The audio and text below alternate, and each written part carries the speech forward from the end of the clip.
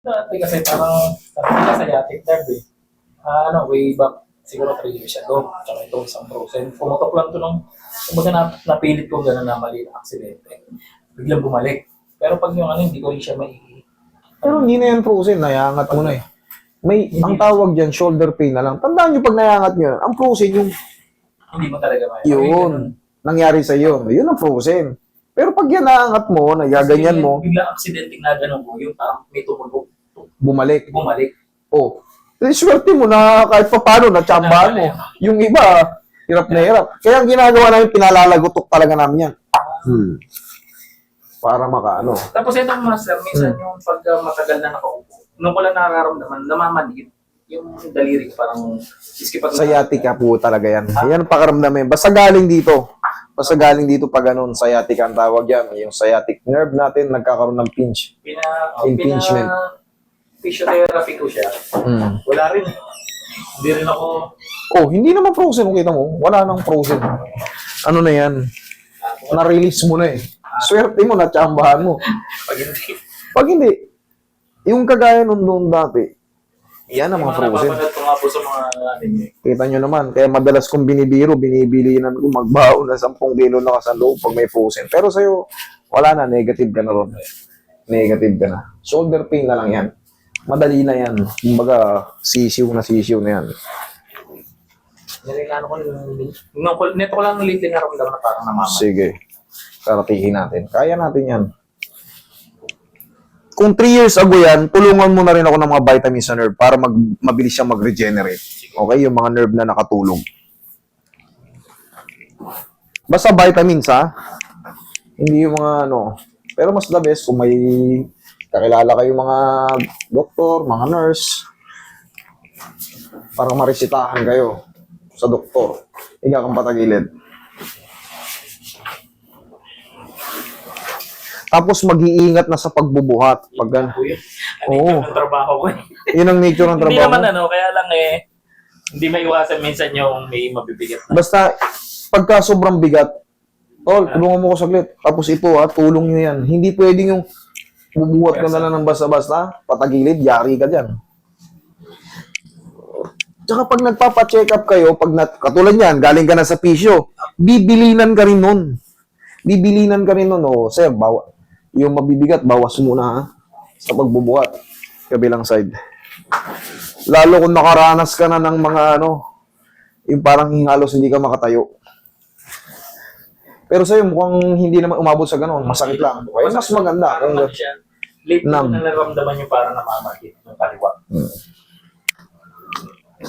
Yung iba, umaabot sa ganun. Napapanood nyo naman dito yan. Yung iba talaga, na iba naka-wheelchair pa nga eh. Tihaya.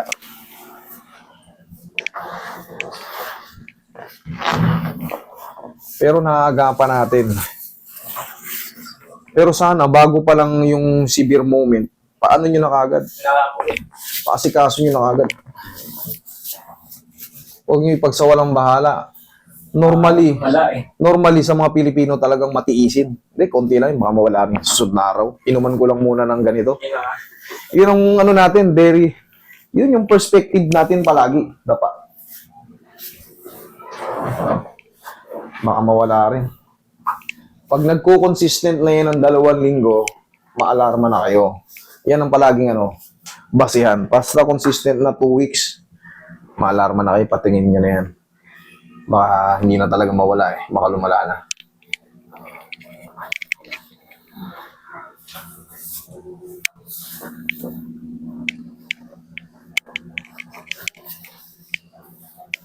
Relax mo na.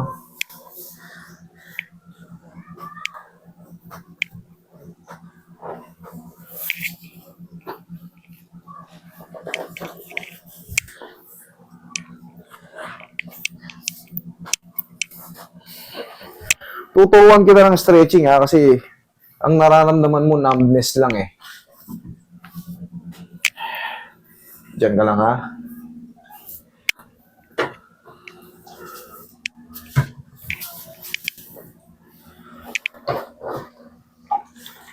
Nakakaramdam ka rin ba ng umiinit yung ganito mo? Yung ganito mo? Hindi pa. Hindi naman, Dito, parang sakal, hindi rin. hindi naman po. Okay, wala. Ano pa lang to sa'yo? Very ano pa lang yan. Yung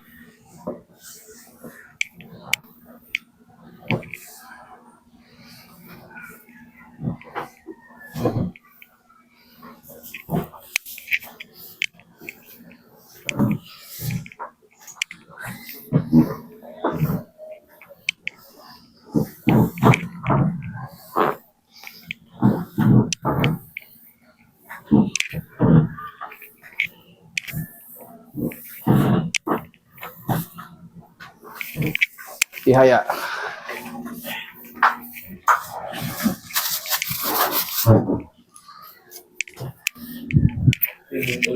tapos may mga Iyo.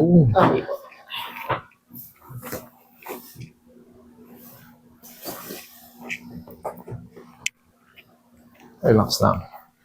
Inhale. Exhale. Diyan lang muna. Ito lang yung magiging stretching mo. Kahit pa paano, pag nakahiga ka, itupi mo to, hawakan mo ng paloob.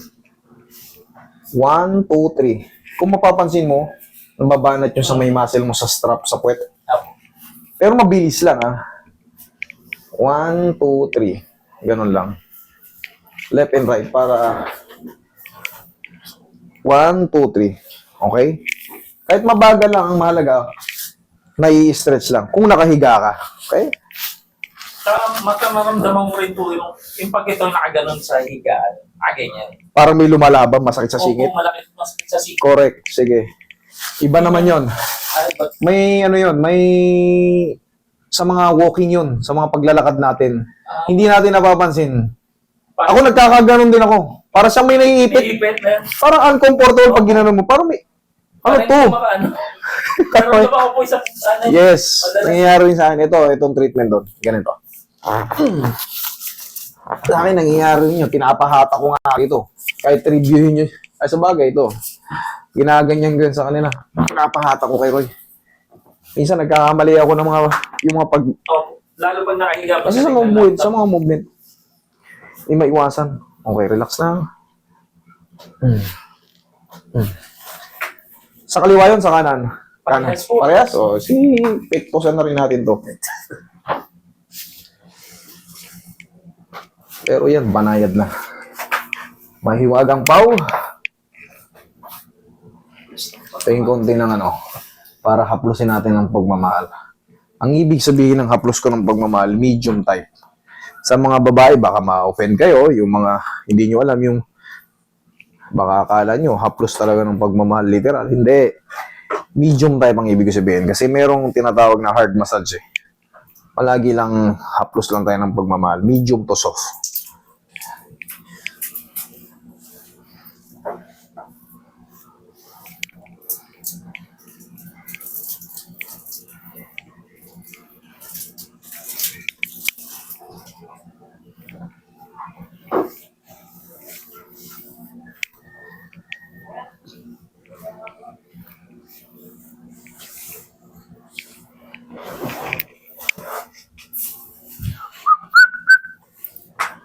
Pengon, ewan.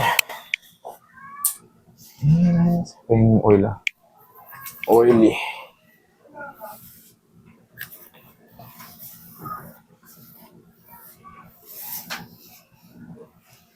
Pag may umiipit ka ng gano'n, siyempre, biglaan lang yun eh. Hindi natin sinasadya yun eh. Biglaan lang yun. Pahatak mo lang yung paa mo. Pag yan. Pero kailangan may diin sa singit ha. Para dun pa lang sa bahay, kaya na. Kasi pag nakaupo po ako lang, ganyan yung isang paa. Oo. Tapos pag biglang tatayo, iuunat ko dahil. Malaki kasi yung joint natin dyan. Minsan sumasala yun. Tapos may mga ligaments dyan na iipit. Hindi na ako komportable. Ayoko nang gumanon. Parang meron ng umaawat. Ganito yun, oh. Di, higa ka. Kunyari, may kapatid ka o kasama, anak mo, katulad niya, may anak ka. Roy, diinan mo yung singit. Ganito yun. Diinan mo yung singit. Tapos, yung hatak dito sa baba, parang bibiglayin. Ganyan, no? Ganon. Pero hindi ka masasaktan. Huwag yung sobrang lakas, ha? Tsaka yung huwag yung hatak, yung parang pa ganon. Alalay lang na. Yung pitik. Pitik. Diinan mo ulit. Ulitin ko, ha? Pwede nyo itong gawin sa inyo. Diinan doon, o. Sasabihin mo, ikaw palagi kang mag-relax lang. Hindi ka masasaktan. O tingnan mo, bumuka ka ngayon. O, kabila. O. O nga, no, wala. Okay, upo ka. Ganon. Namamanhid ka pa? Hindi na. Hindi naman po. Okay, very good. May time lang na ano, kaya nga sabi ko, bisita ko na sa'yo para sigurado. Ayan, kaya ang ginawa ko, nireset ko na yung mga joint mo. Buong balakang, buong likod. Para Singit mo, pati legs mo.